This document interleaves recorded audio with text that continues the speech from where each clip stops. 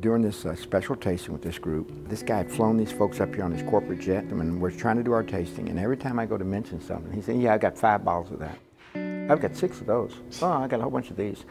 And every time he'd do it, his wife would grimace, and his buddies and these folks he'd flown up here were standing back against the wall, and they were like looking like, well, here we got this shit again. I said, I don't mean to be disrespectful. I said, but you seem to have an exceptionally large collection of older age bourbons. He said, I do. And I said, well, I want you to answer me a question. I said, how many of these older age bourbons that you got have you shared with your friends that you flew up here on the jet? That guy gave me a look that said, you no longer exist. You've crossed the line. Yeah. Okay, and I'm thinking, I'm doomed, okay? The guy never looked. His wife winked at me and smiled. And I said, sir, I said, I don't mean to be disrespectful. I said, but I want you to look across at the building. And he looked across, and I said, you'll notice all those old barrels in the warehouse. He never said anything, but he looked. And I said, sir, I said, when my grandfather came here at the beginning of the 1900s, I said, do you know that warehouse was full of barrels of whiskey? And when they passed away, that warehouse was still full of barrels of whiskey. And he just looked at me. I said, then along comes my dad and Elmer.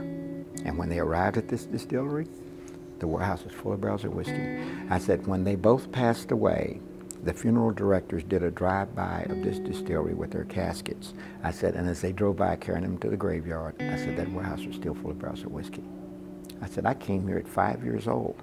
I said, I've been around this distillery off and on all my life. I said, sir, I said, I'm over 70 years old.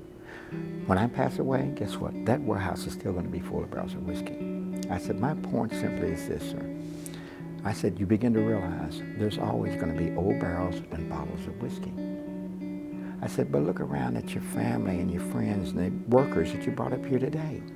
I said, we're the fragile part of this whole thing. I said, if you're fortunate enough to have a good bottle of bourbon, that's what they're for. They're meant to be shared and enjoyed.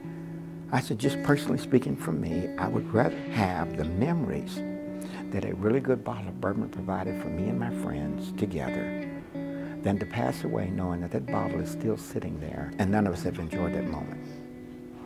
The guy never acknowledged that. He never said anything. We finished up, he left. 2 months later, I get the coolest letter from this guy. He said, Freddie, I'm writing to thank you. He said, I want to tell you what happened. My son came home from college with 2 of his buddies that were bourbon enthusiasts. So I took them downstairs and I showed them my collection.